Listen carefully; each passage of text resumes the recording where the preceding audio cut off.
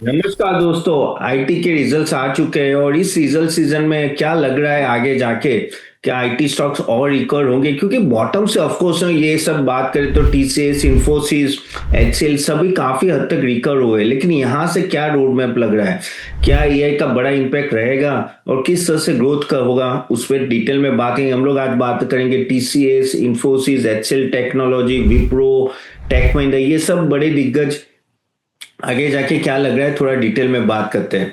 तो just to show you, आगे जाने से पहले गाइस, यहाँ जो भी बात हो रही है सिर्फ आपके नॉलेज के लिए, यहाँ कोई रिकमेंडेशन नहीं है। प्लीज अपने फाइनेंशियल एडवाइजर को पूछ के ही इन्वेस्ट कीजिएगा। Okay. And by the way, आपको और इन्फॉर्मेशन चाहिए हम लोग स्टॉक्स और रिलेटेड सेक्टर रिलेटेड बहुत अच्छा देते हैं हमारे टेलीग्राम ग्रुप में। मैं उसकी लिंक दे दूंगा, आप जरूर क्लिक करके उसमें मेंबर बन जाना। क्यों? क्योंकि वो फ्री है और प्लस यूट्यूब में सब चीजें नहीं दे पाते हैं, टाइम नहीं मिलता, लेकिन पूरे दिन हम लोग बहुत सारी अच्छी इंफॉर्मेशन देते हैं स्टॉक रिलेटेड।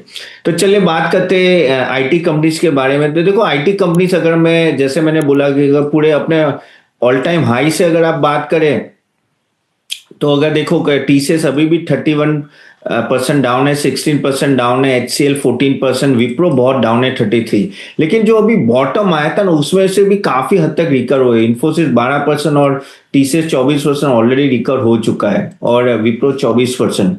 लेकिन अगर जब हम लोग रिजल्ट की बात करें कि कैसा क्वार्टरली रिजल्ट रहा, उसकी अगर हम लोग बात करें तो रिजल्ट देखो ठीक था यार, उतना कुछ खास नहीं था। क्योंकि मैं आपको just to show you here, आप देखिए तो क्वार्टर ऑन क्वार्टर ग्रोथ की बात करूं तो ये देखिए कि 1.96 का ग्रोथ है सेल्स का, और प्रॉफिट का 2%। लेकिन ईयर ऑन ईयर की बात करें तो 4% ग्रोथ है टीसीएस का। इन्फोसिस का कंपेरेटिवली रिजल्ट अच्छा रहा, कंपेयर टू टीसीएस 8% से ग्रो हुआ था और प्रॉफिट 10% से ग्रो हुआ था। क्वार्टर टू क्वार्टर इतना ग्रो नहीं हुआ है। एक्सेल का बहुत काफी अच्छा था, ऑलमोस्ट 13% से ग्रो हुआ। ठीक है, विप्रो का 5% से, लेकिन इसकी प्रॉफिटेबिलिटी में ईयर ऑन ईयर का इम्पैक्ट है। तो ये बेसिकली ईयर ऑन ईयर का मैं आपको ये बता रहा हूँ। सो अगर ये सब अगर हम लोग देखें, इवन टेक महिंद्रा 8%, और लेकिन profit year on year 32% profit growth हुआ था। तो ये ठीक ठाक थे, ठीक है, इतना बुरे भी नहीं थे। लेकिन प्रॉब्लम है कि मार्केट जिस लेवल पे ये वैल्यूएशन पे खड़े, अगर हम लोग वैल्यूएशन की बात करें तो ऑलरेडी जहां हम लोग पी रेशियो नॉर्मली देखते हैं, तो ये सब अगर आप देखें तो अराउंड 22% के आसपास इनका, कहते हैं ना, पी रेशियो। टीसीएस का, इन्फोसिस का 23 है, एक्सेल का 27 है। क्यों? क्योंकि वो उस तरह से रिजल्ट भी दे रहा है। ठीक है, और विप्रो का 19, यानी वही 20 से 25%, 20 से 25 के पी पे ये सब घूम रहे हैं। और अगर हम लोग रिटर्न की भी बात करें तो देखो, एज सच इन सब कंपनीज ने इतना अच्छा रिटर्न दिया नहीं है। ठीक है, क्यों नहीं दिया है? क्योंकि वो ग्रोथ ही नहीं था। अगर आप देखो 3 साल का रिटर्न देखे आप, एचसीएल ने सिर्फ ये 15% रिटर्न दिया है, बाकी सबने देखे, इन्फोसिस ने 3, यहाँ टीसीएस ने माइनस, विप्रो ने 7। ओके, टेक महिंद्रा ने 18% दिया है। तो ओवरऑल इतना भी कुछ खास रिटर्न नहीं आया है। लेकिन यहां से क्या लग रहा है वो देखना है अपने को। तो देखिए, कुछ कुछ एंगल चीजें आपको ध्यान में रखनी है। आपको लगेगा यार अभी तो रिकवरी मोड चालू हुआ है, नीचे गए थे वापस रिकवर हुआ है, लेकिन आपको देखना पड़ेगा क्या ये मार्जिन सस्टेन कर पा रहे। पहले जो मार्जिन थे वो बहुत अच्छे थे। अगर अभी के मार्जिन अगर हम लोग देखें तो यहाँ मार्जिन के, मैं आपको just to show you here operating margin overall, no, अगर देखिए यहाँ तो टीसीएस का देखो 26 है, जो कहते हैं ना हाईएस्ट है आईटी इंडस्ट्री में। ओके, बाकी की बात करें, इन्फोसिस का 23 है, एचसीएल का भी 20 है, 19 है। ये मार्जिन बढ़ना चाहिए। अगर ये टेक महिंद्रा का बहुत कम है, 15% है। अगर ऑपरेटिंग मार्जिन नहीं बढ़ा तो प्रॉब्लम। अब ऑपरेटिंग मार्जिन ये पहले और अच्छे थे, ये क्यों नीचे आ रहे हैं? क्योंकि है ना, जो एआई की वजह से जो इम्पैक्ट आया है, काफी हद तक लोगों को निकाला जा रहा है। तो उसका भी आप देखो, तो अगर लोगों को निकालते हो तो आपको उनका ग्रेजुएटी से लेके बहुत सारा, कहता है ना कि आपको 2 महीने की सैलरी, 3 महीने की सैलरी भी देनी पड़ती है। सो एट्रिशन लेवल का भी इम्पैक्ट आता है। और नए जो एम्प्लॉयज ले आ रहे हो वो एआई रिलेटेड होते हैं, तो उसका भी कहते हैं ना कि सैलरी हाई होती है, तो वो पूरा एकस्टम हो रहे हैं। देखिए, एआई का इम्पैक्ट अच्छा खासा है, उसमें कोई डाउट नहीं है। क्योंकि अगर हम लोग इनकी कमेंट्री भी देखें तो वो क्लियर कट बोल रहे हैं कि हम लोग जो प्रोडक्ट है वो एआई एनेबल कर रहे हैं।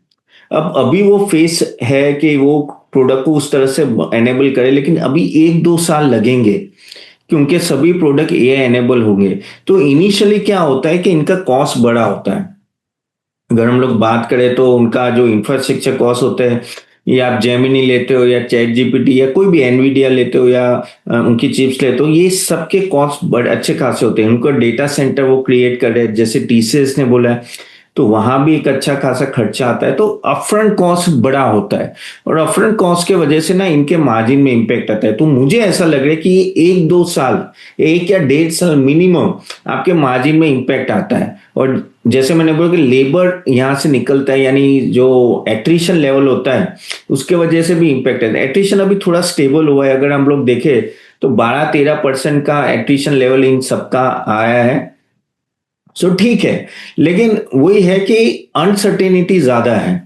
अब जब अनसर्टेनिटी ज्यादा होते हैं तो मार्केट इनको प्रीमियम कम देना करने लगता है। ये जो 23-24 का अगर आप पी देख रहे हो ना, अगर पहले देखती तो उनका पी काफी हाई था। अगर मैं just to show you here वापिस इस पे जाते हैं, अब जैसे टीसीएस है फॉर एग्जांपल, आपको मैं बताता हूँ। अगर मैं टीसीएस की बात करें, 1 मिनट, ये दूसरी विंडो ओपन हो गई है। अगर हम लोग चले ये कौन सा है, इंफोसिस की बात करें हम लोग, ठीक है। तो इंफोसिस का भी अगर आप पी रेशियो देखेंगे तो इनिशियली जब 2021 में आप देखो 37 का पी चल रहा था, वो कम कम होके ये आ गया है। करेक्ट। सिमिलरली टीसीएस का भी वैसा ही सीन है। टीसीएस का भी अगर हम लोग देखें, मैं यहां दिखा देता हूं, तो टीसीएस का भी वही हो रहा है कि जो पहले जो इनका जो पी था उससे काफी कम हो रहा है। तो ये क्या हो रहा है कि साइलेंट डी रेटिंग कहते हैं इसको। ये देखिए, आप देखिए एक समय पे ये 40 के पी पे चला, धीरे धीरे आप देख रहे हो यहां ये गिर रहा है। इवन दो इनका ईपीएस स्टेडी है, इतना गिर नहीं है, लेकिन पी गिर रहा है। तो मार्केट है ना धीरे धीरे इनको डी रेटिंग कर रहा है। अभी क्या होगा कि जैसे मैंने बोला कि आगे जाके भी जो एआई का इम्पैक्ट अच्छा खासा रहेगा, तो 1-1.5 साल ये मार्जिन में हिट आएगा तो इनका पी डी रेटिंग होना चालू हो चुका है ऑलरेडी, कब 1.5 साल से हो रहा है। तो आप बोले कि बस ना 20-22 पी है तो इससे नीचे क्या आ जाएगा। देखो कौन कहता है कि इससे नीचे नहीं जा सकता, कौन, यानी ये परसेप्शन होता है। अगर आपके दूसरे सेक्टर्स अच्छे चलने लगे और ये आईटी इतना ना चले तो आप उसको, लोग वहां से निकल के दूसरे सेक्टर में जाएंगे तो अपने आप डी रेटिंग होना चालू कर जाते हैं।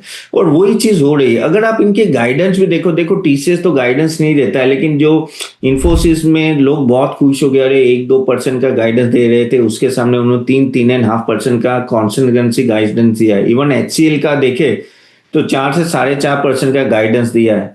टीसी विप्रो तो 0 से 2% अभी। लेकिन आप समझो क्या 3-4% से क्या होता है जब आपका जीडीपी 7% से ग्रो हो रहा है, तो ये बहुत ही कम है। And that is what you have to keep in mind. तो नो डाउट आप बोलोगे नहीं डील विन बड़ी, अगर डील विन बात करें तो $9.3 बिलियन का ऑलमोस्ट उनका डील विन है। टीसीएस का 4.8 बिलियन का, इंफोसिस का है 3 बिलियन का, एचसीएल का, तो ऐसे सबका है। लेकिन उनके जो मार्जिन होते हैं, देखो डील विन अलग होते हैं, उनके मार्जिन अलग होते हैं।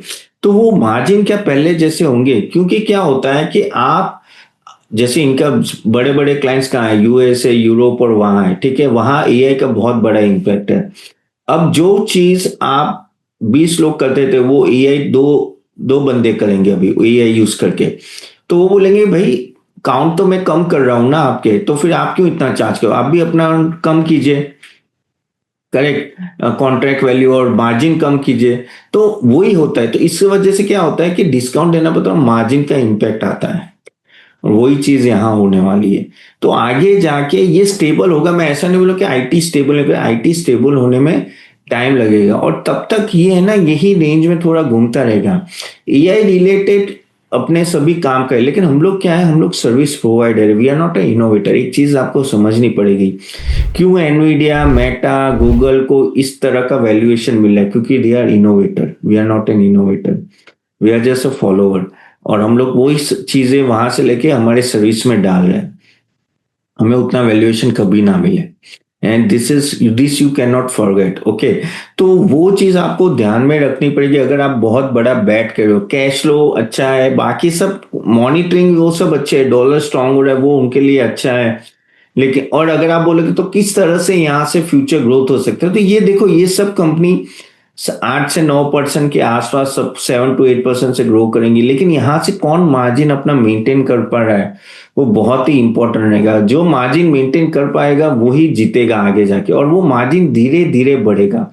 1-2 साल यही रहेगा, बाद में ये जो 24% अब टीसीएस का देख रहे हो वो 25-26 होगा, जब उनके प्रोडक्ट स्टेबल हो जाएंगे और जब वो प्रीमियम चार्ज करना चालू करेंगे। अभी तो क्या हो रहा है कि दे आर नेगोशिएटिंग, और जो उनके क्लाइंट्स है वो भी अच्छी तरह से नेगोशिएट कर रहे हैं। तो यहां से मुझे यही लग रहा है कि इनको ये फेस बहुत ही खराब फेस है। पिछले 3 साल से ऐसा चला है, देखो ऐसा नहीं है आप अभी देख रहे हैं, लेकिन पिछले 2-3 साल से कहाँ किसी ने रिटर्न दिया है। मैंने आपको बताया ना, इन्फोसिस ने 3% दिया है, टीसीएस ने ऑलमोस्ट 0% दिया है। तो ये कहानी है। तो we have to smell the coffee कि ये बड़ी कंपनियों को ये इशू रहने वाला है और 1-1.5 साल रहेगा। अगेन यहाँ कोई रेकमेंडेशन नहीं है गाइस, लेकिन आपको समझना पड़ेगा कि अगर आप इन सब कंपनियों में डालते हो तो आप कौन सा रिस्क लेके चल रहे हो। करेक्ट। और एक बार मार्केट का परसेप्शन हिल गया उसके लिए कि भाई यहाँ प्रॉब्लम है, तो वो प्रॉब्लम रहेगा। And this is the problem which they are going to face in coming times. Correct. तो आगे जाके क्या होगा कि ये जो इंफ्रास्ट्रक्चर कॉस्ट और एआई का कॉस्ट जो अभी हुआ है वो धीरे धीरे स्टेबल होगा, तो उनके ऑपरेटिंग कॉस्ट भी थोड़े, कहे ना, कॉस्ट कम होंगे, तो फिर मार्जिन में थोड़ा इंप्रूवमेंट होगा। और 1.5-2 साल बाद ना, जब पूरा उनके जो जितने लोगों को निकालना था निकाल लिया, नए लोगों को लेना था ले लिया, फिर वहां भी कॉस्ट स्टेबल होगा, फिर जाके आपको, मुझे ऐसा लग रहा है, फिर आईटी वापिस एक गेम में आएगा। So it's a transition phase which you have to keep in mind. तो आप बोलोगे अभी इसमें से करना क्या है, कौन से स्टॉक लेने हैं, कौन से स्टॉक चलेंगे एंड ऑल दैट। तो मेरे हिसाब से गाइस देखिए, एचसीएल ने अभी तक इतना अच्छा परफॉर्म किया है, तो वो आगे भी ऐसा लग रहा है कि ये रिलेटेड ज्यादा अच्छा कर रहा है। But honestly I am not too much bullish on any of the no large cap stocks, क्योंकि बहुत प्रेशर है। I think mid cap stock में डू वेल। ओके, जहाँ कोफोज या परसिस्टेंट हो वो सब आप देख सकते हो। Again, not a recommendation, just no suggestion मैं आपको बोल रहा हूँ, क्योंकि नो इसमें आगे जाके जितना बड़ा आपका बेस होता है, इतने लाख एम्प्लॉयज है, कुछ ना कुछ चलता रहता है, and this you can not ignore it. Okay, इस बार का रिजल्ट कुछ ऐसा धमाकेदार नहीं था, ठीक ठाक था। ऐसे भी एक्सपेक्टेशन बहुत लो थी, मेरी भी बहुत लो थी इस बार के नो रिजल्ट पे, तो ऐसा कोई मेरा कहीं एक्सपेक्टेशन हाई नहीं है। लेकिन अगर आप मुझे पूछो क्या ये उस तरह का कंपाउंडिंग रिटर्न देगा जैसा लोग एक्सपेक्ट कर रहे हैं, तो I I don't think so. I don't think so कि उस तरह का कंपाउंडिंग रिटर्न पीछे जैसे वो 2000 से 2020 का जो दौर था, 2005 से 2020 का दौर, या 21-22 तक का जो दौर था वो खत्म हो गया है। वो it can not come back. Now it's a transition phase, new leader will come. और जो छोटी कंपनियां होती है जो एआई अच्छी तरह से यूज कर पाएंगे और जो अपने कॉस्ट कंट्रोल कर पाएंगी, they may be a better winner. This is what my take is. Otherwise आप तो you can no do a good research and check it out. ठीक है, तो चलिए यहाँ तक रखते हैं। होप ये वीडियो अच्छा लगा होगा। ये मेरा ऑनेस्ट रिव्यू है गाइस, एंड अगर अच्छा लगे, do like it and share it to everyone, और do subscribe to our channel, Telegram channel also. और कोई भी आपके रिलेटेड डाउट्स है तो जरूर कमेंट बॉक्स डालिए, या तो आपके ऑब्जर्वेशन है तो कमेंट्स बॉक्स में जरूर डालिएगा। ठीक है, तो चलेगा, see you then, bye bye.